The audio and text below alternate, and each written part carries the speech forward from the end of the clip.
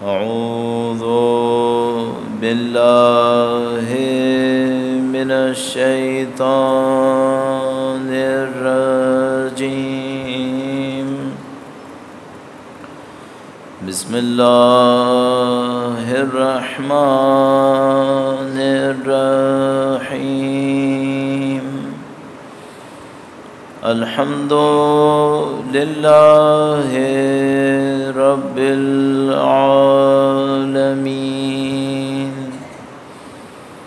والصلاة والسلام على سيد الأنبياء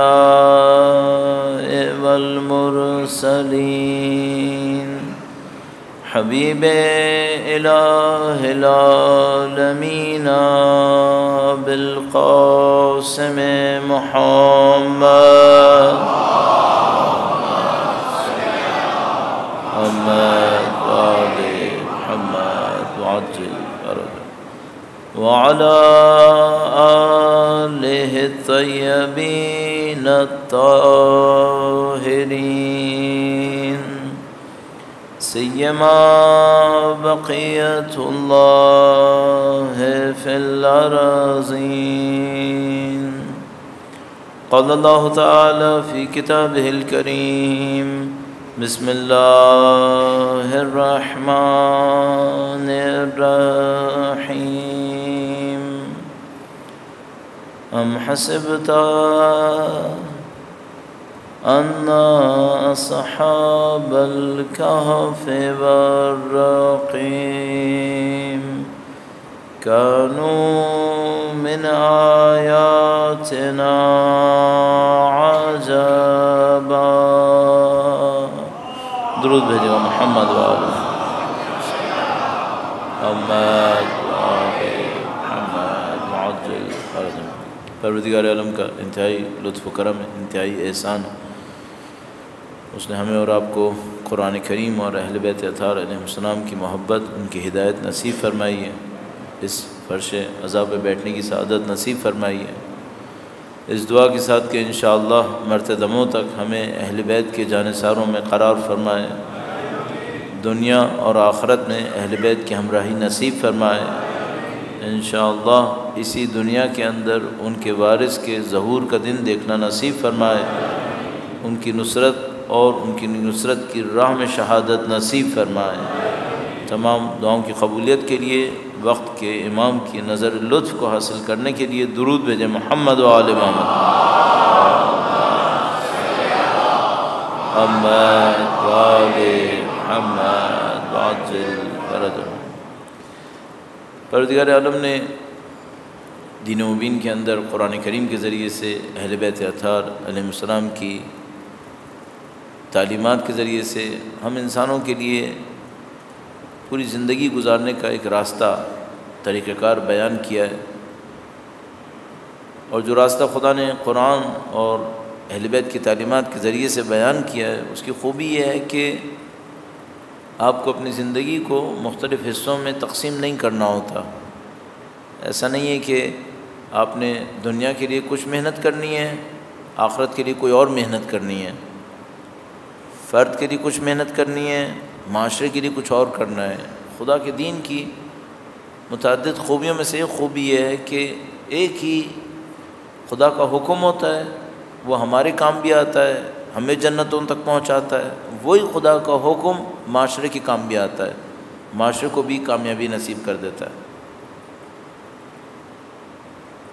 اور جو خدا کے احکام کی بنیاد ہے، وہ بنیاد ایک سادہ سے لفظ کے اوپر قرار پاتی ہے.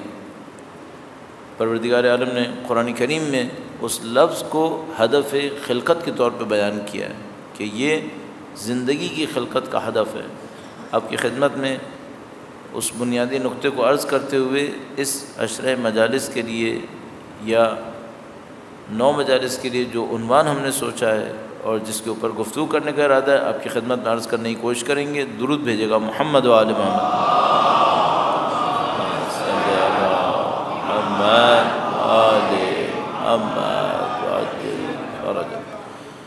دین مبین کے اندر ظاہر ہے کہ ہر تعلیم، ہر حکم خدا کا انتہائی اہم ہے، اور اگر کسی چیز کی اتنی اہمیت نہ ہوتی تو خدا نے دیا ہی نہیں ہوتا۔ تو کوئی حکم ایسا نہیں ہے جس کو انسان کہہ سکے کہ اس کی اہمیت کم ہے، نعوذ باللہ تعالیٰ، ہر چیز کی اہمیت ہے۔ لیکن کچھ مفاہیم ایسے ہیں جو بنیادی ترین اہمیت رکھتے ہیں، پورے دین کی اساس بنیاد اسی کے اوپر قرار پاتی ہے۔ تو ہمیں یہ احساس ہوتا ہے کہ اگر اس بنیاد کو صحیح کر لیا جائے تو پورا دین خود بخود انسان کی زندگی میں صحیح ہونا شروع ہو جائے گا۔ اور اگر میں ایسے کسی ایک لفظ کو ڈھونڈتا ہوں تو ہمارے سامنے آیہ کریمہ آتی ہے جو ہم اور آپ بچپن سے سنتے آ رہے ہیں، متعدد دفعہ ہر سال اس کو سنتے ہیں، شاید اس کے اوپر گفتگو بھی ہوتی ہے، ما خلقت الجن والانس الا لیعبدون، ہم نے جن و انس کو بس اس لیے خلق کیا کہ وہ ہماری، عرف عام میں ہم اس کو ترجمہ کرتے ہیں ہماری عبادت کریں۔ البتہ ہم پسند کرتے ہیں، بہتر سمجھتے ہیں کہ اس کو ترجمہ ہونا چاہیے وہ ہماری بندگی کریں۔ لیکن بہرحال اگر اسی لفظ کو لے لیا جائے کہ خداوند متعال فرماتا ہے ہم نے جن و انس کو بس اس لیے خلق کیا کہ ہماری عبادت کریں، تو میرا اپنے خیال ہے کہ اور کوئی کلام عبادت کی اہمیت کو دکھانے کے لیے اس آیہ کریمہ سے زیادہ مؤثر نہیں ہوگا، کہ خدا کہتا ہے ہم نے تمام جن کو خلق کیا، انس کو خلق کیا، انسانوں کو خلق کیا، اور ایک ہدف رکھا ہے کہ وہ ہماری عبادت کریں۔ تو ہمارے ذہن میں آتا ہے کہ اگر کوئی عبادت کو صحیح کر لے، اور میں عرض کر چکا ہوں آپ کی خدمت میں کہ ہم زیادہ بہتر سمجھتے ہیں کہ اس کو بندگی ترجمہ کرنا چاہیے، لیکن اگر میں عبادت کو ہی ترجمہ کرتے ہوئے چلوں تو اگر کوئی انسان اپنی زندگی میں اس مفہوم کو صحیح کر لے، ایک مفہوم عبادت، تو اس کا مطلب یہ ہے کہ پورا دین خود بخود صحیح ہو جانا چاہیے، پورا دین کا خود بخود ایک اثر ہونا چاہیے، کیونکہ اس نے بنیاد کو صحیح کر لیا۔ اب یہ جو ہم نے چند مجالس میں کوشش کی ہے، میں اس کی پہلے بنیاد تھوڑا سا ایک پس منظر عرض کر دوں اور اس کے بعد اس عنوان کو عرض کرنے کی کوشش کروں گا۔ درود بھیجے گا محمد و آل محمد، صلی علی محمد و آل محمد وعجل فرج۔ جو بنیاد ہمارے ذہن میں رہتی ہے وہ یہ ہے کہ بحمد اللہ رب العالمین وقت گزرنے کے ساتھ ساتھ ہماری قوم میں جو لوگ یہاں پہ تشریف فرما ہیں، اس محلے کے اندر ہیں، اور جو لوگ سن رہے ہیں، ان میں کافی مثبت تبدیلیاں رونما ہو رہی ہیں، کافی چیزیں پازیٹیو ہو رہی ہیں، جو میں تفصیل سے عرض نہیں کروں گا، آپ کی خدمت میں پہلے بھی کئی دفعہ عرض کر چکا ہوں۔ وہ یہ کہ جو دعائیں پہلے ہمارے پاس نہیں تھیں، وہ دعائیں الحمدللہ رب العالمین اب بہت رائج ہیں۔ جو اعمال پہلے ہم لوگ اپنے بچپنے میں سنتے ہی نہیں تھے، اب الحمدللہ جیسے اسی ہال میں کبھی اعمال ہوتے ہیں تو پورا ہال بھرا ہوا ہوتا ہے، ماشاءاللہ لوگ مختلف طریقوں سے شرکت کر رہے ہوتے ہیں۔ تو اس میں کوئی شبہ نہیں ہے کہ دین کی تعلیمات لوگوں تک پہنچ رہی ہیں، اور دین کی تعلیمات نے لوگوں کی زندگیوں پر بہرحال اثر ڈالا ہے، ان کے معمولات کو تبدیل کیا ہے، جو میں نے عرض کیا، اعمال کی صورت میں، مختلف عبادتوں کی صورت میں۔ لیکن اس کے ساتھ ساتھ ایک اور مشکل ہمارے ساتھ چل رہی ہے، ہمارے ساتھ باقی ہے، وہ یہ ہے کہ جس ماحول میں میں اور آپ زندگی گزار رہے ہیں وہ بھی برائی کے لیے اتنی تیزی سے آگے بڑھ رہا ہے۔ یہ تو ہے کہ مثلا پہلے لوگ شاید اتنی پابندی سے نماز نہیں پڑھتے ہوں گے، الحمدللہ رب العالمین اب بہت پابندی سے پڑھتے ہیں، یعنی کم سے کم اس کی نسبت تو بہت پابندی سے پڑھتے ہیں جو پہلے تھا۔ دعائیں پہلے اتنی زیادہ نہیں تھیں، اب ہیں، لیکن ہمیں فوراً سوچنا پڑتا ہے کہ پہلے وہ بے حیائی بھی نہیں تھی جو اب ہے۔ 40 سال پہلے کہاں اتنی بے حیائی تھی؟ ٹی وی بھی جب شروع ہوا تھا تو نہیں لگتا تھا کہ کوئی بے حیائی کا کام اس کے اندر ہوگا، ظاہری طور پہ تو نہیں لگتا تھا۔ اسی طریقے سے پہلے بہرحال کچھ رشتے ناتے تھے جن کا لوگ احترام کرتے تھے، پہلے کوئی تصور بھی نہیں کر سکتا تھا مثلا اپنے چچا کے سامنے، اپنے تایا کے سامنے، باپ تو دور کی بات، کوئی بات کرے گا اونچی آواز میں بولے گا۔ میں نہیں کہہ رہا کہ یہ احترامات جو مثلا کسی بنیاد کے بغیر تھے یہ سب صحیح تھے، اس کی بات نہیں کر رہا ہوں، لیکن میں سوچتا ہوں بہرحال کچھ چیزیں تھیں پہلے زمانے میں، مثلا یہی جو خاندانی تعلقات کا معاملہ ہے کہ اس وقت بدقسمتی سے جو طلاق کی شرح ہے ہمارے پاس معاشرے کے اندر، پہلے تو اس کا 10% بھی نہیں تھا، کہاں مثلا سینکڑوں ہزاروں گھرانوں میں کوئی ایک گھر ایسا ملتا تھا جس میں خدا نہ کرے نعوذ باللہ تعالی مثلا طلاق ہوئی. اور یعنی میں احساس کرتا ہوں عزیزان محترم 1987 کا مجھے ایک واقعہ یاد ہے. ہمارے محلے کے اندر کہیں کسی ایک گھر میں ایسا کوئی حادثہ ہو گیا تھا, کوئی واقعہ ہو گیا تھا, پورے محلے پہ ایسا لگ رہا تھا جیسے اداسی چھا گئی ہے کہ مثلا ایک گھر میں طلاق ہو گئی تو پورا محلہ اس کی اداسی میں تھا. اور مثلا جب ہم لوگ آئے تو سمجھ میں نہیں آ رہا تھا, ایسا رہتا جیسے کوئی نعوذ باللہ تعالی جیسے کوئی موت ہو گئی ہے پورے علاقے میں, کیا ہو گیا. ایسا لوگ اثر لے رہے تھے اس وقت کہ بھئی اچھا نہیں ہوا.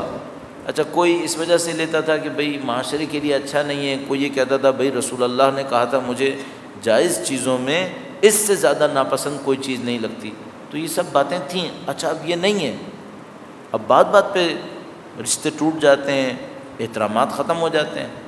تو یہ بات تو ہے کہ کچھ مثبت چیزیں ہو رہی ہیں, عبادتیں بڑھ رہی ہیں, لیکن اس کے ساتھ ساتھ جو مصیبت ہمیں نظر آ رہی ہے, مشکل نظر آ رہی ہے, اگر ہم اس کو مصیبت نہ بھی کہیں تو وہ یہ ہے کہ بہرحال برائیاں بھی بہت تیزی سے بڑھ رہی ہیں. تو ہمیں فوراً ایک بات سوچنی ہوتی ہے کہ عبادتوں کے بڑھنے سے وہ اثر کیوں نہیں مل رہا ہمیں جو ہمیں مل جانا چاہیے تھا.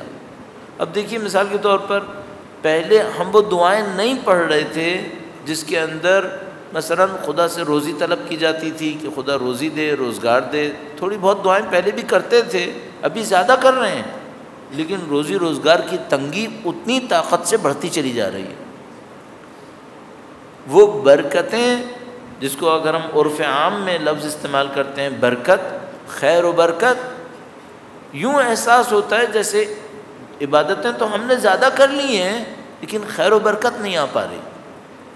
تو ہمارے جیسے طالب علم کو فوراً یہ سوچنا پڑتا ہے کہ بھئی کیا اس موضوع کو معاشرے کے اندر حل نہیں ہونا چاہیے کہ بھئی کیا مشکل ہے. یہ تعداد ہماری عبادات کی بڑھ رہی ہے لیکن عبادات کی برکتیں, اس کے اثرات, اس کے نتائج وہ ہم حاصل نہیں کر پا رہے.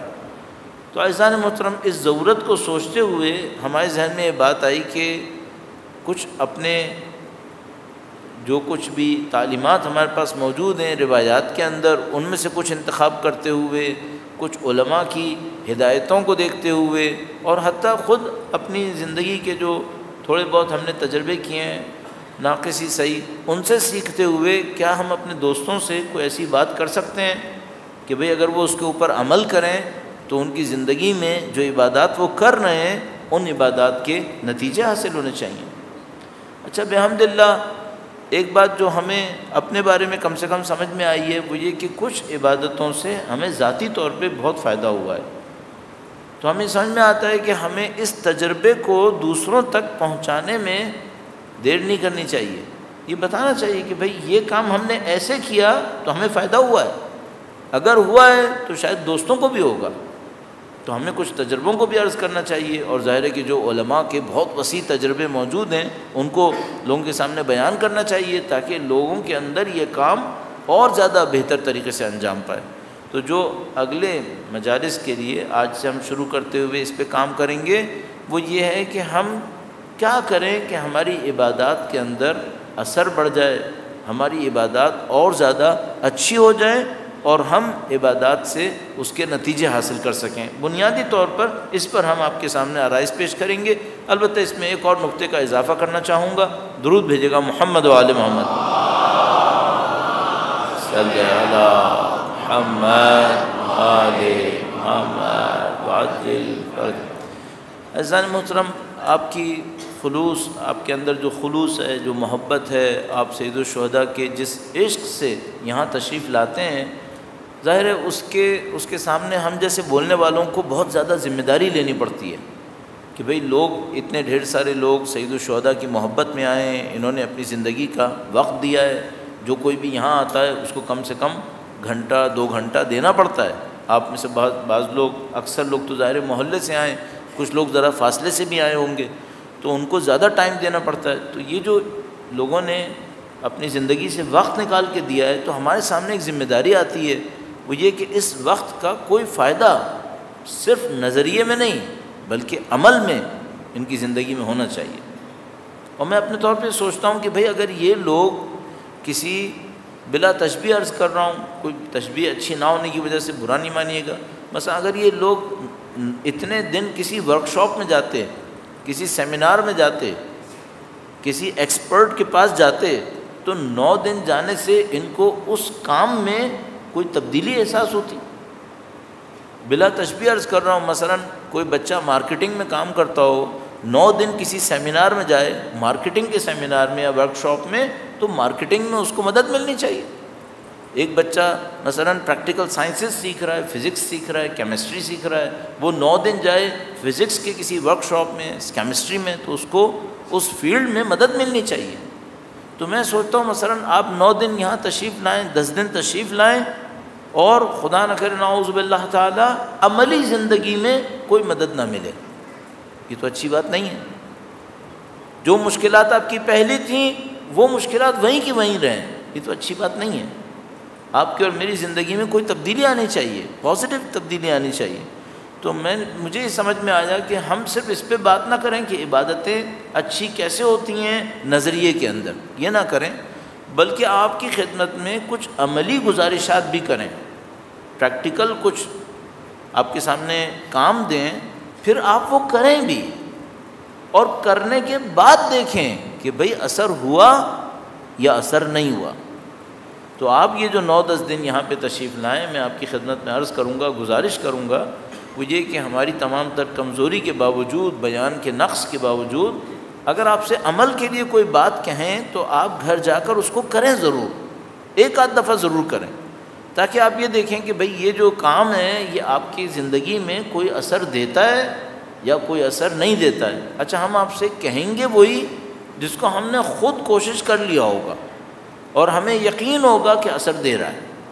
تو اگر ایسا نہیں ہوا تو ہم کہیں گے ہی نہیں پھر، یا اگر کہیں گے تو بتا دیں گے کہ بھئی کل ہم نے ایک بات سیکھی ہے، ہم بھی کریں گے، آپ بھی کریں۔ تو جو نہیں کیا ہے اس کا ہم بتا دیں گے، جو کیا ہوا ہے وہ تو کیا ہوا ہے، پھر اس کو عرض کریں گے۔ تو ہم یہ چاہتے ہیں کہ صرف نظریے کے اوپر بات نہ ہو، بلکہ عمل کے اوپر بھی بات ہو، اور آپ لوگ باقاعدہ پریکٹس کریں اس کے اوپر، تاکہ انشاءاللہ ان چند دن آنے کے نتیجے میں اور سید الشہداء کی محبت کے صدقے میں ہماری زندگیوں میں کچھ تبدیلیاں رونما ہو جائیں مثبت طریقے سے انشاءاللہ۔ سید الشہداء کی عظمت پہ درود بھیجے گا محمد و آل محمد، صلی علی محمد و آل محمد عجل فرج۔ اب تھوڑا سا نظریاتی طور پر بھی بیک گراؤنڈ بنانا پڑے گا کہ بھئی تھوڑا سا علمی طور پر بھی ہمیں کچھ چیزیں عرض کرنی چاہیے۔ تو علمی طور پر ہم اس طرح سے عرض کریں گے کہ یہ جو عبادت کا عمل ہے، آپ خود اس بات کو بہت اچھی طرح جانتے ہیں، لیکن دوبارہ سے یاد دلانے کے لیے کہ بھئی یہ جو عبادت کا عمل ہے یہ زیادہ تر جسمانی عمل ہے یا زیادہ تر روحانی عمل ہے۔ اللہ کے دین میں کچھ عبادتیں ایسی ہیں جو ظاہری طور پر جسم کی عبادتیں ہیں، جسم کی عبادتیں، اور بعض عبادتیں ایسی ہیں جن کا جسم سے تعلق نسبتاً کم ہے، نسبتاً کم ہے، لیکن بہرحال کچھ عبادتیں ایسی ہیں جو دیکھنے والا دیکھتا ہے تو اس کو جسمانی لگنے لگتی ہیں۔ مثال کے طور پر جب کوئی نماز پڑھتا ہے اور کوئی دور سے دیکھے تو وہ کہے گا کہ بھئی یہ ایک عبادت ہے جس کے اندر جسم پہ پانی ڈالنا ہوتا ہے، ایک طرف رخ کر کے کھڑے ہو جاتے ہیں، پھر آپ جھکتے ہیں اور جھکتے ہیں، پھر کھڑے ہوتے ہیں، پھر جھکتے ہیں اور جھک رہے ہوتے ہیں۔ تو بظاہر بہت جسمانی عبادت ہے، لیکن بحمد اللہ رب العالمین میں اور آپ مسلمان ہیں، اہل بیت کے ماننے والے ہیں، ہمیں بچپن سے پتہ ہے کہ جتنی بھی عبادتیں جسمانی عبادتیں ہوتی ہیں، کوئی عبادت بغیر روح کے عبادت نہیں کی جا سکتی، تمام عبادتیں روحانی عبادتیں ہوتی ہیں۔ تو اس کا مطلب یہ ہے کہ آپ نے اور میں نے اگر کوئی عبادت کی اور اس کی روح اس میں نہیں پہنچ سکے تو پھر توقع رکھنا فضول ہے، پھر توقع مت رکھیں۔ یہ ہو جائے گا کہ بھئی نماز پڑھ لی، نماز جو واجب تھی وہ ہم نے پڑھ لی ہے، لیکن اگر ہم روح تک نہیں پہنچ سکے تو ہمیں معلوم ہے کہ یہ عبادت اثر نہیں دے گی، اور ایسا ہونا بھی چاہیے، کیونکہ مثلا میں پھر ایک مادی دنیا کی تشبیہ عرض کروں گا، بعض تشبیہات ہماری شاید کسی کو پسند نہ آتی ہوں، پہلے سے معذرت کر لیتے ہیں۔ مثلا کوئی بچہ اگر ورزش کرنے جائے، کسی جمنازیم میں جائے ورزش کرنے کے لیے، اور وہ ورزش کرے تو اس سے صرف ایک سوال پوچھنا پڑے گا، وہ یہ کہ بھائی یہ تم ورزش کر کے آتے ہو، تمہارے جسم پر اس ورزش کا کیا اثر ہوا؟ مثلا وہ آپ سے یہ کہے کہ بھائی میرے اس طریقے سے باڈی میں یہ چینج آ گئی ہے، چلیے بات صحیح ہے، لیکن اس سے بھی ایک سوال ہو سکتا ہے، وہ یہ کہ یہ جسم پہ تو چینج آ رہا ہے، اندر سے صحت بھی صحیح ہے یا چینج صرف جسم میں آ رہا ہے؟ کیونکہ ایسا ہو سکتا ہے کہ بھائی ظاہری طور پہ تو جسم اچھا ہو رہا ہے لیکن اندر سے صحت جو ہے وہ اچھی نہ ہو۔ میرے ساتھ بہت بڑی مشکل ہے، میں اپنا اس کا علاج کرنا چاہ رہا ہوں کہ میں اتنے سال درس دینے کے بعد، مجلسیں پڑھنے کے بعد ایک ایک آدمی مجھے نظر آتا رہتا ہے، اور اگر کوئی بچہ بھی کچھ کر رہا ہوتا ہے، خاص کر اگر بچہ تھوڑی عمر میں زیادہ ہو، 17 18 سال 20 سال کا ہو، تو پھر مجھے بہت سخت تکلیف ہوتی ہے۔ تو میں ریکویسٹ کر رہا ہوتا ہوں کہ دیکھو بھائی، اگر کوئی یہ سمجھ رہا ہے منہ پہ ہاتھ رکھ کے بات کرے گا مجھے نظر نہیں آئے گا، تو میرے تجربہ اس سے بہت زیادہ ہو گیا ہے، اب میں بوڑھا ہو گیا ہوں۔ آپ لوگوں کے سامنے میں جب یہاں پہ کام کرنا شروع کیا تھا 1997 96 میں، تو میرے بال اتنے سفید نہیں تھے، اب تو میں بوڑھا ہو گیا ہوں، تو مجھے تو آپ لوگ ایک ایک چیز سمجھ میں آتے ہیں، کیونکہ آپ کے ساتھ الحمدللہ اٹھتے بیٹھتے اب 20 سال ہو رہا ہے، تو آپ ہیں، دوسرے دوست احباب ہیں، تو اب کوئی یہ نہ کرے بہتر ہے، ورنہ مجھے تکلیف ہوتی ہے کہ بھئی یہ اس کام کے لیے نہیں آئے تھے، کسی اور کام کے لیے آئے تھے، بہتر کام میں وقت گزارنا چاہیے آپ۔ چلیے انشاءاللہ بچے ہیں، ہماری بچے ہیں، سیکھیں گے آہستہ آہستہ اور بہتر ہو جائے گا۔ درود بھیجے گا محمد وآل محمد، صلی علی محمد وآل محمد وعجل فرجهم۔ تو میں نے عرض کیا کہ اگر کوئی بچہ جمنازیم بھی جائے اور ہم اس سے پوچھیں کہ بھئی باڈی صحیح ہو رہی ہے، تو وہ کہ ہاں صحیح ہو رہی ہے، تو ہم اس سے پوچھتے ہیں بھئی باڈی کے پیچھے ایک صحت بھی ہوتی ہے، وہ ایک انٹرنل ایشو ہے تمہارا، اوور آل تمہاری ہیلتھ کیسی ہے؟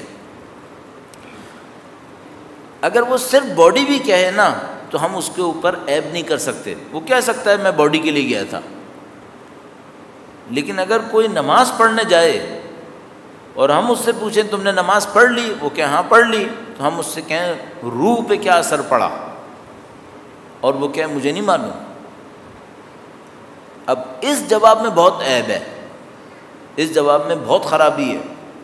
اس کی وجہ یہ ہے کہ نماز تو کوئی جسمانی ایکسرسائز تھی نہیں، نماز کا جو اصلی ہدف تھا وہ تھا قربتاً الی اللہ، اور یہ جو قربتاً الی اللہ تھا یہ روح سے تھا، اور روح سے بھی بڑھ کر، میں دسیوں دفعہ آپ کی خدمت میں عرض کر چکا ہوں اس لیے عرض نہیں کروں گا، روح سے بھی بڑھ کر ہماری صفتوں کا خدا کی صفتوں سے نزدیک ہونا، یہ قربتاً الی اللہ تھا۔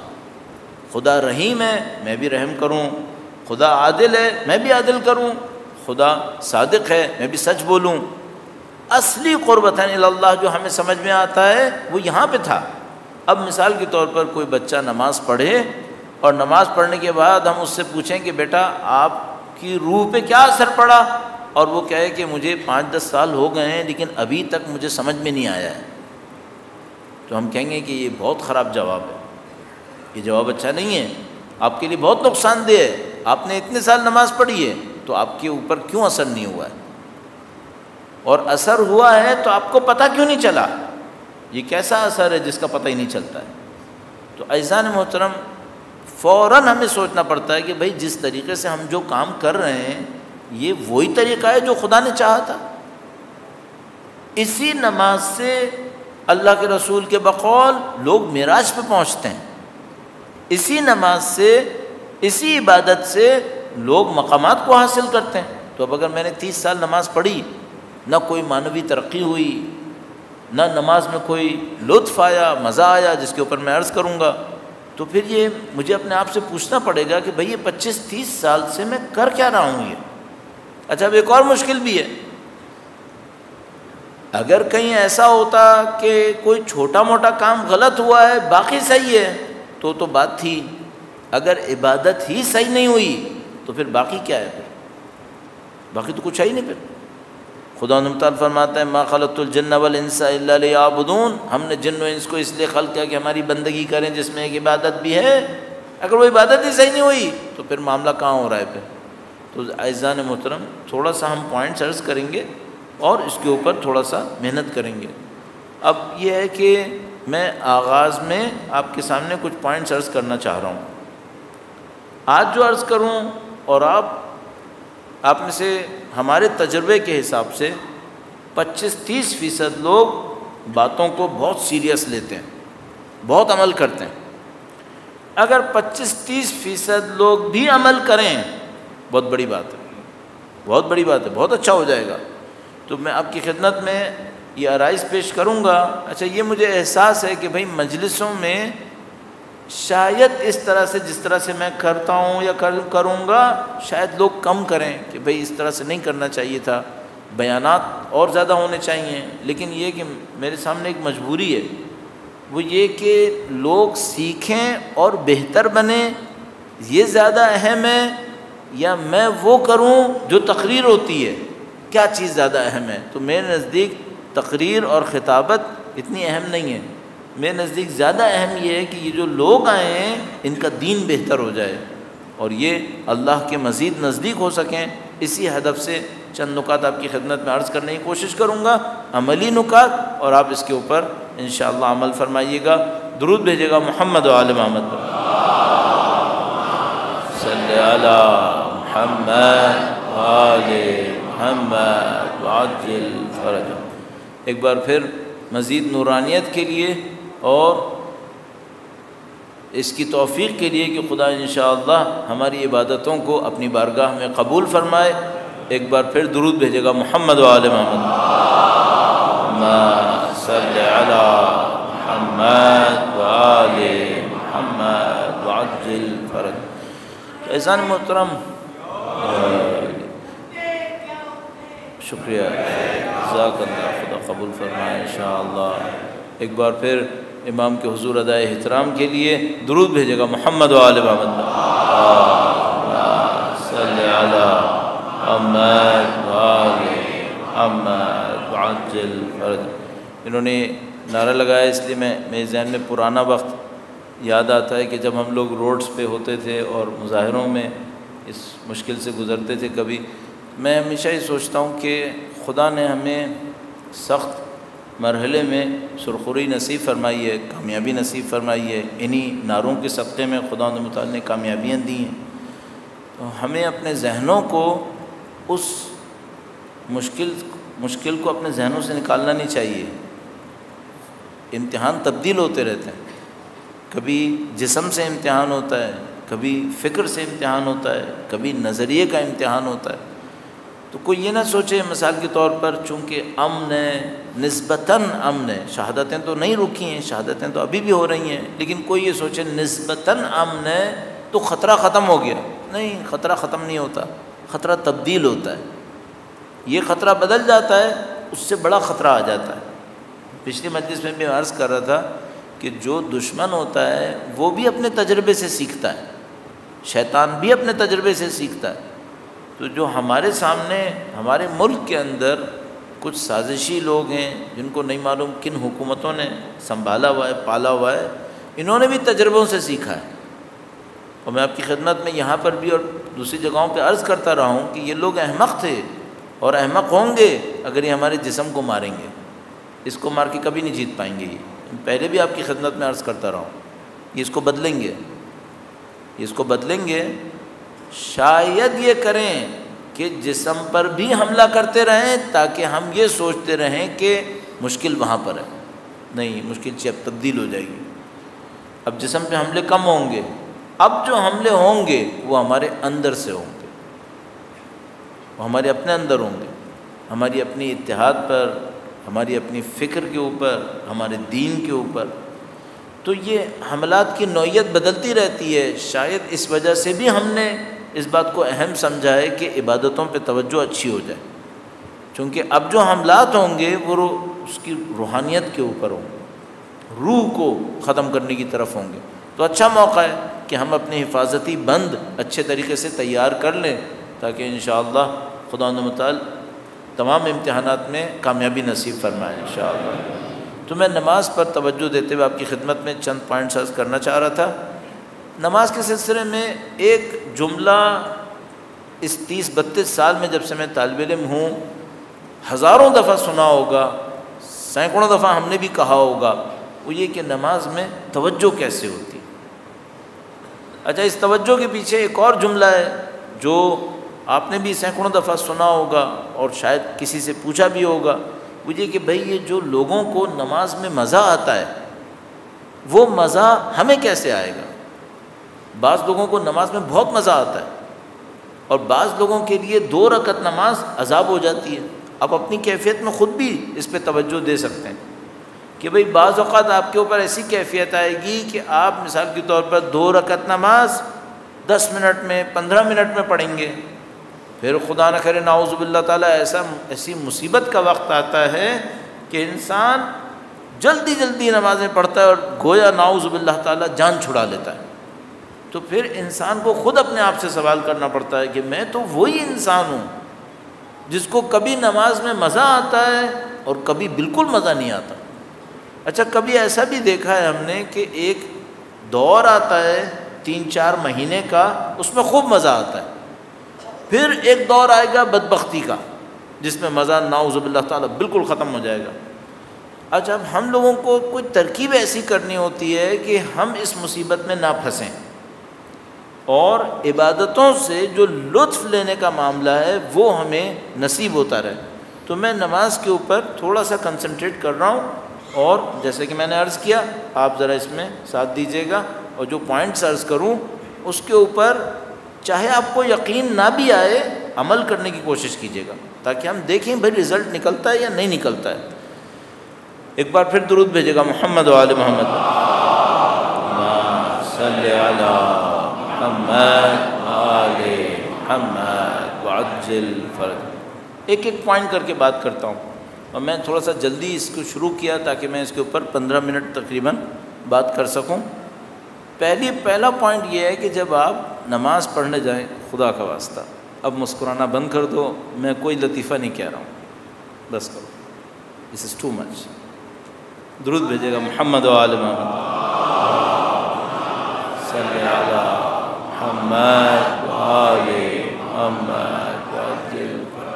اللہ رحم کرے گا میرے اوپر انشاءاللہ۔ آپ بھی درود بھیجے گا محمد و آل محمد، صلی علی محمد و آل محمد وعجل۔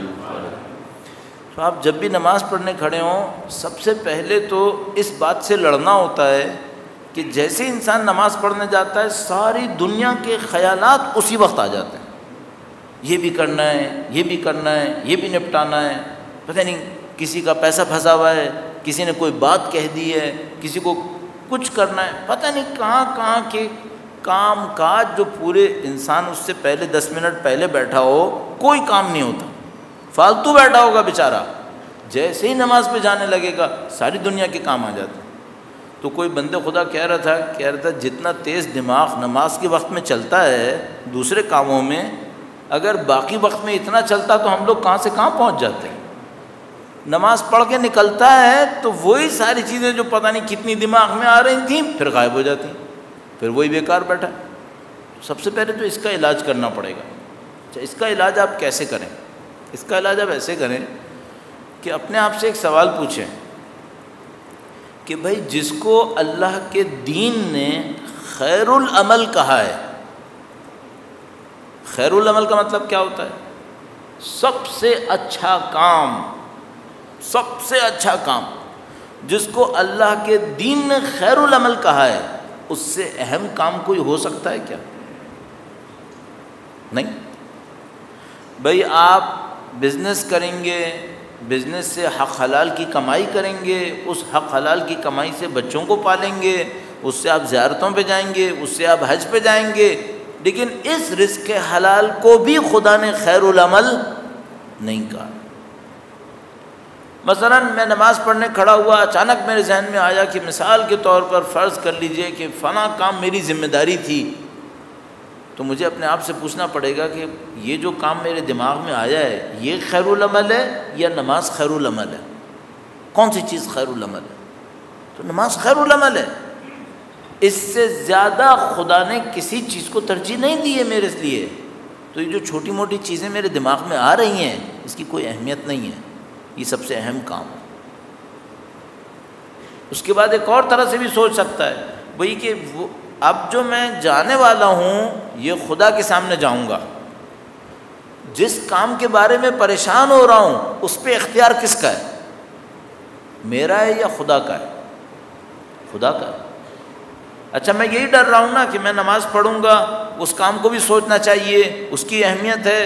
تو اپنے آپ سے کہے کہ جتنی بھی اہمیت ہے قدرت تو خدا کی ہے. اس نماز میں خدا کے سامنے جانے والا ہوں، اس سے زیادہ اہم کام کون سا ہوگا؟ تو پہلا پوائنٹ جو پکڑنے کا ہے وہ اپنے دماغ کو اس پہ پکڑنے کا ہے کہ جو کام میں کرنے جا رہا ہوں یہ خدا ہے اور اس سے بڑھ کر کوئی کام ممکن ہی نہیں ہے، ممکن ہی نہیں ہے. پھر میں ایک اور پوائنٹ بھی اس کے اندر اضافہ کروں گا. مثال کے طور پر پریکٹیکل مثال دوں. مثال کے طور پر بھائی میں یہاں پہ نکلتا ہوں مجلس پڑھنے کے لیے، اس سے پہلے ایک اور مجلس پڑھنی ہوتی ہے، اس سے گھنٹے 2 گھنٹے پہلے مجھے مغرب کی نماز پڑھنی ہے. تو میرے دماغ میں کیا آئے گا کہ ابھی 2 مجلسیں پڑھنی ہیں. اس کی جو تیاری ہے وہ میرے دماغ میں آئے گی. صحیح ہے. تو میں اپنے آپ سے ایک بات کہوں کہ جو کچھ بھی ہے یہ جو میں سوچ رہا ہوں، اب میں نے مجلس سے بڑھ کر تو کوئی بات نہیں ہو سکے گی. مجلس بھی پڑھوں گا تو کس کی دی ہوئی طاقت سے پڑھوں گا، کس کی دی ہوئی قدرت سے پڑھوں گا؟ یہی خدا ہے اور تو کچھ نہیں. تو اپنے ذہن کو پہلے اس پر تھوڑا سا کنونس کریں. اور یہ میں آپ کی خدمت میں عرض اس لیے کر رہا ہوں تاکہ آپ کا دماغ اس وقت ان باتوں کو ایکو کرے کہ دیکھو بھائی یہ بات صحیح ہے، خیر العمل تو نماز ہے، بزنس ہے، بچے ہیں، باقی کچھ ہے، وہ خیر العمل نہیں ہے. خیر العمل یہ ہے. پھر جو بھی عمل ہے طاقت تو خدا کی ہے، قدرت تو خدا کی ہے. نماز میں خدا کے سامنے ہوں، اگر اس کو بگاڑ لیا تو وہ بھی صحیح نہیں ہوگا کیونکہ طاقت تو خدا کی ہے، قدرت ساری خدا کی ہے. تو مجھے اس کو صحیح کرنا چاہیے تاکہ وہ کام بھی صحیح ہو جائے. اور پھر ایک اور بات اپنے ذہن میں سوچیے گا، بہت پازیٹیو ہو سکتا ہے. وہ کیا ہے؟ مثلا میں اگر بزنس کروں گا، پیسہ کماؤں گا، وہ جو پیسہ کماؤں گا اس کی برکت کون دے گا؟ خدا دے گا. میں کسی بچے کے بارے میں سوچ رہا ہوں اس کا کیا ہوگا، کیسے ہوگا، اس بچے کو تربیت کون دے گا؟ خدا دے گا. یہ جو نماز ہے یہ سب سے اچھی انویسٹمنٹ ہے. اگر اس کو صحیح کر لوں خدا باقی سب کو صحیح کر دے گا. 3 پوائنٹ آپ اپنے ذہن میں لا سکتے ہیں. نمبر 1 یہ خیر العمل ہے، اس سے بڑھ کے کوئی عمل نہیں ہے. نمبر 2 جو کرنے والا ہے وہ خدا ہے، باقی چیزیں جو بھی کرنی ہیں وہ بھی اسی خدا نے کروانی ہے. 2 باتیں. اور نمبر 3 بات یہ کہ جس چیز کی خاطر میرا دماغ نماز سے ہٹ رہا ہے اس کو صحیح کرنے والا بھی خدا ہے. تو اگر میں ادھر صحیح کر لوں خدا اسے بھی سنبھال لے گا، اور اگر خدا نہ کرے میں نے اس کو خراب کر دیا شاید سزا میں خدا اس کو بھی خراب کر دے گا، وہ بھی ہاتھ سے جائے گا. تو اس کو صحیح کرو. تو پہلا پوائنٹ تو عزیزان محترم یہ ہو گیا کہ آپ نے یہ 3 پوائنٹس اپنے ذہن میں نماز کی طرف کھڑے ہو کر سوچنے کہ بھئی یہ جو میں کرنے والا ہوں اس کی اہمیت یہ ہے. درود بھیجے گا محمد و آل محمد صلی اللہ علیہ فرج. اس کے بعد آپ کھڑے ہو گئے، قبلہ رخ آپ نے نیت کرنی ہے اور اللہ اکبر کہنا ہے. آیت اللہ بہجت ظاہر یہ لوگ اساتید فن ہیں، اس فن کے صرف استاد نہیں ہیں بلکہ شیخ الاساتید ہیں، استادوں کے بھی استاد ہیں. بہت قدیم لوگ تھے، انہوں نے بہت مہارتیں حاصل کی ہیں اس کے اندر. اتنا ماہر آدمی ایک نسخہ دے رہا ہے، اب اس نسخے کی ویلیو ہونی چاہیے. وہ نسخہ کیا ہے؟ اس سے پہلے کہ میں نسخہ عرض کروں ایک اور پوائنٹ عرض کر دوں. ہمارا ذہن کہتا ہے 10 منٹ نہیں، میں 5 منٹ میں پڑھ لیتا ہوں. ہمیشہ اپنے ذہن سے کہیے گا میری زندگی میں کوئی 10 منٹ اس سے اچھا نہیں آئے گا. یہ جو 10 منٹ ہے نا یہ ساری زندگی صحیح کریں گے. 10 منٹ نہیں 15 ہونے دو کوئی بات نہیں, اس سے ساری زندگی صحیح ہونی ہے. تو وہ جو دماغ کے اوپر کلاک بجتی رہتی ہے نا کہ 10 نہیں 5 منٹ میں کر لوں 8 منٹ میں کر لوں, اس کو آپ ایسے شکست دیں. اس سے کہ میری زندگی کا کوئی 10 منٹ اس سے اچھا نہیں ہے, اس کو لگانے دو. اچھا صبح بھی یہی کر سکتے ہیں. صبح کے وقت سب سے زیادہ گڑبڑ ہوتی ہے. بچے آدھی آنکھ کھول کے فجر پڑھتے ہیں دوبارہ سو جاتے ہیں. اب میں بچوں سے بات ہی نہیں کروں گا, بچے تو بچے ہوتے ہیں, میں تو اپنے جیسوں سے بات کروں گا جو بڑھ گئے بڑے ہو گئے. ان سے میں کہوں گا آپ کی زندگی میں کوئی قیمتی 10 منٹ ایسا نہیں آئے گا, اس پہ انویسٹمنٹ کریں, اس 10 منٹ کو اچھا کریں, آپ کی ساری زندگی اچھی ہو جائے گی. تو یہ 3-4 پوائنٹ سوچ لیے. اب میں آتا ہوں آیت اللہ العظمیٰ بہجت کی نصیحت کی طرف. وہ فرماتے تھے, فرمایا انہوں نے ایک جگہ پر پڑھا ہوا بھی ہے کہا بھی ہے, انہوں نے کہا کہ جب آپ نماز کے لیے نیت کرنے لگیں تو اس سے پہلے وقت کے امام سے مدد مانگیں. اللہ اکبر, اللہم صل علی محمد وآل محمد وعجل. وقت کے امام سے مدد مانگیں.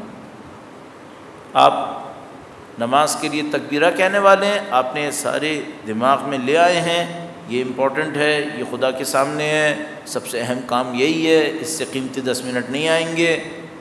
اس کے بعد ایک دفعہ آپ نے جس انداز میں وقت کے امام کو پکارتے ہوں, آپ کے اپنے اوپر ہے, یا امام العصر یا صاحب الزمان, جو بھی لقب سے آپ پکارتے ہوں, مثلا ادرکنی میری مولا میری مدد کریں, آپ اردو میں کہنا چاہیں اردو میں کہیں, عربی میں کہنا چاہتے ہیں عربی میں کہیں, جس سے آپ کے دل پہ زیادہ اثر ہو وہ آپ کہہ دیں. اور امام سے کہیں کہ مولا نصرت فرمائیں, کیونکہ یہ میری زندگی موت کا معاملہ ہے, اس نماز کے اچھے ہونے سے میری دنیا اور آخرت صحیح ہو جائے گی. تو یہ وہ جگہ ہے جہاں پر یا علی مدد کہنا چاہیے, یہ وہ جگہ ہے جہاں علی اور اولاد علی کو مدد کے لیے پکارنا چاہیے. آپ جیسے آیت اللہ بہجت نے فرمایا کتنی ٹو دا پوائنٹ بات کہی کہ بھئی یہاں پکاریں آپ. اب آپ نے پکار لیا, اب آپ تکبیرہ کہنے کے لیے تیار ہو گئے. اچھا تکبیرہ میں کیا کرنا ہے؟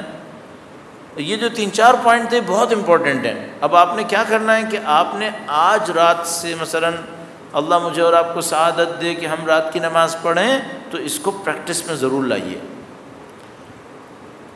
اور مثلا واجب نمازوں میں تو قطعاً کر لیں, مستحب میں بھی کر سکتے ہیں آپ, لیکن واجب نماز تو ضرور ایسی ہی کریں تاکہ آپ پریکٹس ہو آپ کی اور ہماری, ہمیں پتہ چلے بھئی ان تعلیمات میں اثر ہے یا تعلیمات میں اثر نعوذ باللہ نہیں ہے, پتہ چلنا چاہیے. تو آپ کر کے دیکھیے. اس کے بعد جب آپ تکبیرہ کہنے لگیں, میں اور آپ تکبیرہ کہنے لگیں, تو سب سے پہلا کام یہ کریں کہ ہم لوگ کھڑے صحیح ہوں. بعض اوقات بدقسمتی سے ہم لوگ پریکٹس نہ ہونے کی وجہ سے صحیح کھڑے نہیں ہوتے. اچھا صحیح کھڑے کیسے ہونا ہے؟ صحیح کھڑے ایسے ہونا ہے کہ کوئی ہمیں دیکھے تو اس کو لگے کہ بندہ اپنے مالک کے سامنے کھڑا ہے, غلام اپنے آقا کے سامنے کھڑا. کھڑے ہونے میں کوئی ہمبلنس ہونی چاہیے, کھڑے ہونے میں کوئی تواضع ہونی چاہیے, انکساری ہونی چاہیے. مثال کے طور پر اہل بیت نے اس کو بیان کیا ہے کہ بھئی کیسے کھڑا ہوا جائے, تو انہوں نے کہا ہے کہ آپ کھڑے ایسے ہوں کہ آپ کے پاؤں کے پنجے قبلے کی طرف. بہت ایسا ہوتا ہے, ہم لوگ جب نماز کے لیے کھڑے ہوتے ہیں تو ہمارے پاؤں یوں کھل جاتے ہیں. نارملی ہم لوگ ایسے ہی کھڑے ہوتے ہیں, اس لیے ایسا ہو جاتا ہے. انہوں نے کہا نہیں ایسے نہیں کھڑے ہوں, آپ ایسے کھڑے ہوں کہ آپ کے پنجے قبلے کی طرف ہوں, تو آپ کے پنجوں اور ایڑی کے درمیان فاصلہ ایک جیسا ہوگا, سیدھے پاؤں سے کھڑے ہوں. تھوڑا سا مشکل ہوگا شروع میں, تھوڑا سا مشکل ہوگا, ذرا انسان کو بیلنس کرنا مشکل ہو جائے گا, لیکن انہوں نے کہا آپ ایسے کھڑے ہوں اور آپ اپنا وزن دونوں پاؤں پہ اوپر ڈال کے کھڑے ہوں. اب ممکن ہے کسی کو مشکل ہو, کوئی شروع میں نہ کر سکے, تو جتنا کلوز کر سکتا ہے سیدھے کھڑے ہونے کی کوشش کرے. تو اس میں ہمبلنس آتی ہے, انکساری آتی ہے انسان کے لیے. جب تکبیرہ کے لیے کھڑے ہونے لگے تو ایسے کھڑا ہو اور اپنی انگلیوں کو سمیٹ لے, بند کر لے, زانوں پہ رکھ لے. خدا کے سامنے تواضع دکھا کے کھڑا ہو جائے، اس کے بعد کہے اللہ اکبر، ہاتھوں کو اٹھائے، کان تک لائے، انگلیوں کو کھولے، اعتراف کرے خدائے میں ذلیل ہوں، خدائے میں تیرے سامنے فقیر ہوں، میں تیرا حقیر بندہ ہوں، میرے پاس کچھ نہیں ہے، میں اعتراف کر رہا ہوں۔ ایک لحظے کے لیے کم سے کم اللہ کی عظمت، اس کی جلالت، کبریائی، اپنی حقارت، اپنی خدا کے سامنے معصیت، نافرمانی، ان سب کو ذہن میں لے کر آئے، خدایا تو بلند، عظمت تیرے لیے، ہم تیرے حقیر بندے ہیں، اور تیرا کتنا احسان ہے کہ تُس نے یہاں پہ کھڑے ہونے کا موقع دے دیا ہے۔ اعتراف کرو، اللہ اکبر، اور اس اعتراف کے ساتھ اپنی پوزیشن پہ دوبارہ آ جائے، اسی طرح ٹانگیں سیدھی، ہاتھ زانوں کے اوپر، تھوڑا سا نظریں جھکائے، سجدگاہ کی طرف نظریں رکھیں۔ یہ جو کھڑے ہونے کا انداز ہو، انگلیاں سمیٹی ہوئی ہوں، انگلیوں پہ ضرور کنٹرول کیجیے گا۔ اس میں ایک پوائنٹ ہے آپ کے اور ہمارے لیے، وہ کیا ہے؟ جتنا ہمارا باڈی پہ کنٹرول بڑھے گا، ہمارا دماغ پہ کنٹرول بڑھے گا۔ جتنا آپ باڈی پہ کنٹرول بڑھائیں گے تو مثلا انگلیاں یوں کھول کے بھی کھڑے ہو سکتے ہیں، لیکن آپ یوں جمع کر کے رکھیں، روایت میں بھی آیا ہوا ہے، جمع کر کے رکھیں، زانوں پہ رکھیں، سائڈ میں نہیں رکھیں، زانوں پہ سامنے رکھیں۔ اس سے کیا ہوگا؟ آپ کا کنٹرول بڑھے گا۔ تو پہلے باڈی پہ کنٹرول کریں گے، اس سے دماغ پہ بھی خود بخود کنٹرول ہونا شروع ہو جائے گا۔ تو اس پریکٹس کو لے کے چلیں۔ تو میں چاہ رہا ہوں کہ ابھی میں اس کو اتنے پہ ہی رکھوں، کل انشاءاللہ پروردگار عالم نے توفیق دی تو ہم اس کو رکوع اور سجدے کو بھی بیان کرنے کی کوشش کریں گے۔ لیکن گزارش آپ سے یہ ہے، جو میں کئی دفعہ آپ کی خدمت میں عرض کر چکا ہوں، ہمارے بیان میں تو نقص بہت زیادہ ہے، کمزوری ہمارے بیان میں بہت زیادہ ہے، لیکن آپ عمل ضرور کیجیے گا، آپ کوشش ضرور کیجیے گا کہ آپ نے ایسے ہی کھڑا ہونا ہے۔ اور جس طرح سے 3-4 پوائنٹ عرض کیے گئے ہیں، ہر نماز سے پہلے ان پوائنٹس کو نیت کرنے سے پہلے سوچ لیں، اور وقت کے امام کو اپنے الفاظ میں جو بھی آپ کہنا چاہیں اس میں ضرور پکاریے گا۔ کہیں پر یہ تذکرہ موجود ہے کہ مثلا وقت کے امام کو پکارنے سے پہلے پنجتن کو پکارنا چاہیے، ایسا بھی تذکرہ موجود ہے۔ تو مثلا ہمارے پاس عبارت موجود ہے، یا محمد ہو، یا علی ہو، یا فاطمہ، یا حسن یا حسین، یا صاحب الزمان ادرکنی ولا تہلکنی، کہ پنجتن کا نام لے، پھر وقت کے امام کو پکارے اور کہے کہ مولا آپ میری نصرت فرمائیں اور مجھے ہلاکت سے محفوظ فرمائیں۔ تو عزیزان محترم، امید ہے کہ اس طرح سے جب ہم نماز شروع کریں گے تو انشاءاللہ نماز کے اندر اثر ہوگا، اور نماز ہمیں اور زیادہ مفاہیم دے گی۔ میں نے جیسا کہ آپ کی خدمت میں عرض کیا، کل میں اس کو اور تھوڑا عرض کرنے کی کوشش کروں گا۔ درود بھیجے گا محمد و آل محمد، صلی علی محمد محمد وعجل فرج۔ اچھا، ہم سب کو معلوم ہے کہ انہی عبادتوں کے ذریعے سے لوگوں نے بڑے بڑے کمالات حاصل کیے ہیں۔ ہمیں کمالات کے پیچھے نہیں بھاگنا چاہیے۔ کچھ دفعہ ہم سے غلطی یہ ہو جاتی ہے کہ ہم لوگ جب نماز مثلا اچھی پڑھتے ہیں تو ہمارے ذہن میں آتا ہے کہ بھئی فلاں کو تو خواب میں کیا نظر آتا تھا، مجھے بھی نظر آنا چاہیے، فلاں تو یہ کرتا تھا، اس کے ساتھ یہ ہو جاتا تھا، میرے ساتھ بھی ہونا چاہیے۔ نہیں، یہ کمالات کے پیچھے بھاگنا توحید نہیں ہے۔ آپ کو اور مجھے کمالات کے پیچھے نہیں بھاگنا چاہیے۔ یہ فلاں طاقت مل جاتی ہے، فلاں خواب میں دیکھ لیتے ہیں، یہ سب چیزیں، توحید جو ہے وہ خدا کو پیچھے بھاگنا ہے بس۔ یہ چیزیں خدا دے دے تو دے دے، نہیں دے تو ہمیں تو خدا چاہیے، ہمیں جادو تھوڑی چاہیے، ہمیں خدا چاہیے۔ خواب میں آتا ہے، نہیں آئے، نہیں آتا خواب نہ آئے، اس سے کیا فرق پڑتا ہے؟ خدا چاہیے، اور پروردگار عالم جانتا ہے کہ کس کو کیا نصیب کرے۔ اگر ہمارے لیے وہ ملنا بہتر ہوا تو خدا دے دے گا، اور نہیں ملنا بہتر تو خدا کیوں دے؟ پھر بہتری اسی میں کہ نہ دے۔ ہمیں صرف خدا کے پیچھے جانا چاہیے۔ اور عزیزان محترم، ابھی میں صرف آپ کے سامنے الفاظ میں ہی کہہ سکتا ہوں، ظاہر ہے کہ میں اس فیلڈ کا ماہر نہیں ہوں، لیکن کتنا لطف ہے اگر انسان کو یہ احساس ہونے لگے کہ خدا ساتھ ہے۔ کتنی لطف کی بات ہے کہ اگر انسان کو یہ احساس ہونے لگے کہ پروردگار ساتھ ہے، اور یہ عمل سے نصیب ہوگا، یہ کہنے سننے سے نصیب نہیں ہوتا ہے، دکھانے سے نصیب نہیں ہوتا ہے، یہ نمائشی کام نہیں ہے۔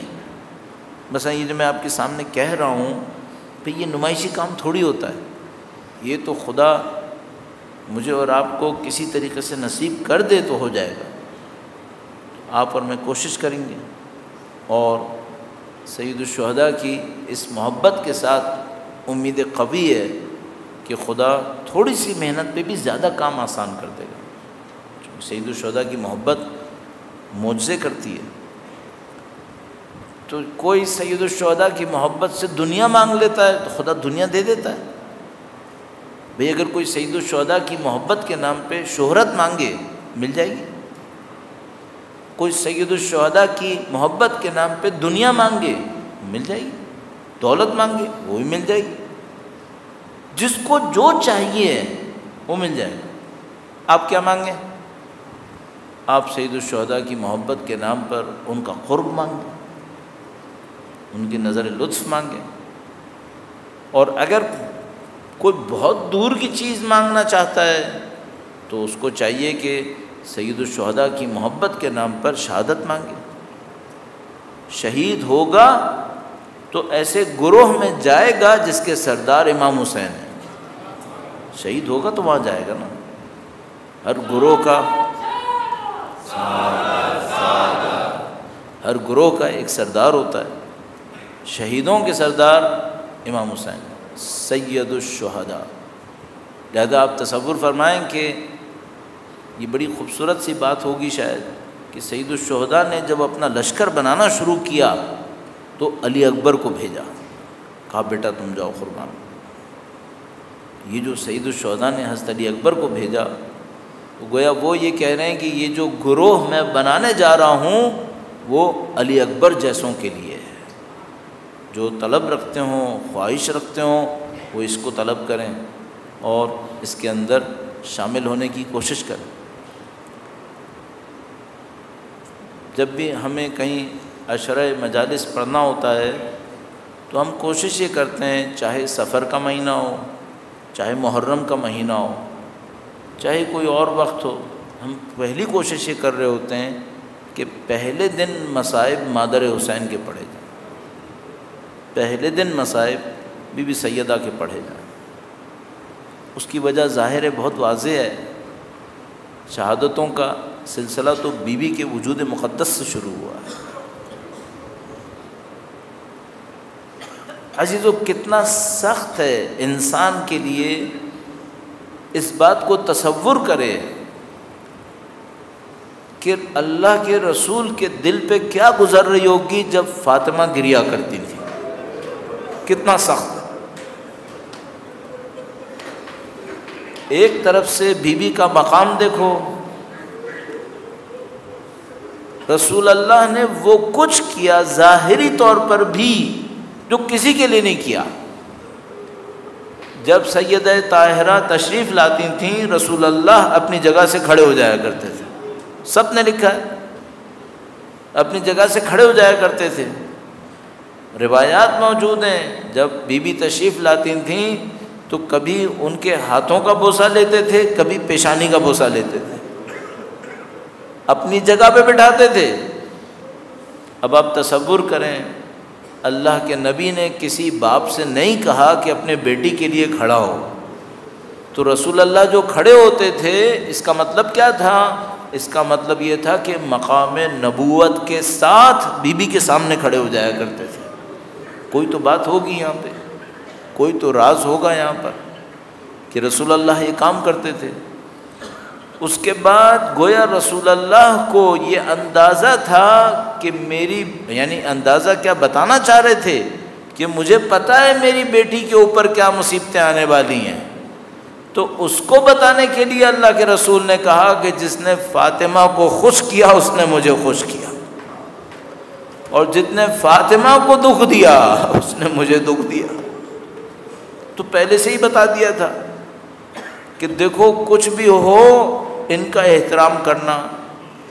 اپنی وفات سے 6 مہینے پہلے ہر روز سیدہ کے دروازے کے سامنے کھڑے ہو جاتے تھے اور کہتے تھے السلام علیکم یا اہل بیت النبوہ ومعدن الرسالہ ومختلف الملائکہ۔ اللہ کے رسول کیوں یہ کام کرتے تھے؟ مسلمانوں کو یہ بتانا چاہتے تھے کہ دیکھو میری موت کے بعد شک نہ کرنا کہ اہل بیت یہی ہیں، اہل بیت یہی ہیں جن کے لیے خدا نے تم سے وعدہ لیا ہے کہ ان کا احترام کرو۔ لیکن عزیزو، میں کیسے آپ کی خدمت میں عرض کروں کہ اللہ کے رسول جو فاطمہ کے چہرے کی تبدیلی سے بھی دکھ لیتے تھے، اب کیسے اللہ کے رسول کو بتائیں کہ اللہ کے رسول آپ کی صاحبزادی کو تماچا بھی لگا؟ کیسے بتائیں؟ کس منہ سے اللہ کے رسول کے سامنے جائیں؟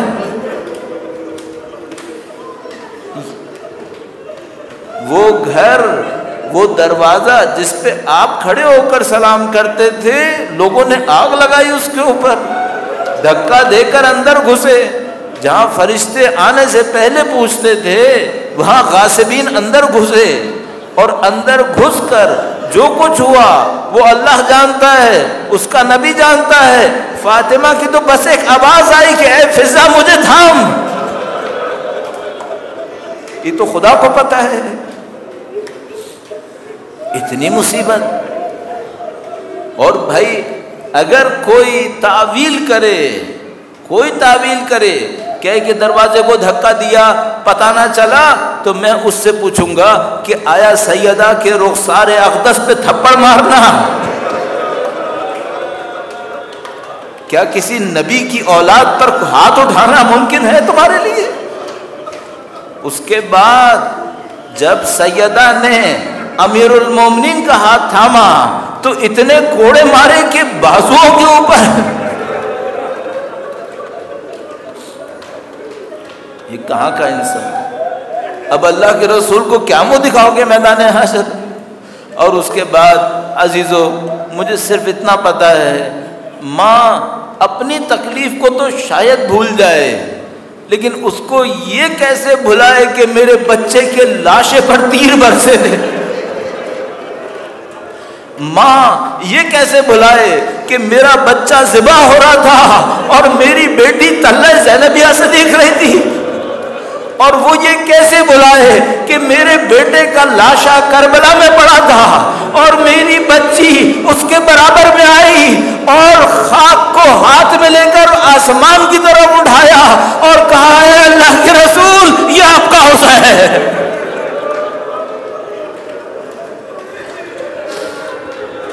الا لعنت اللہ علی القوم الظالمین وسيعلم الذين ظلموا أي منقلب ينقلبون۔ ماتم حسین۔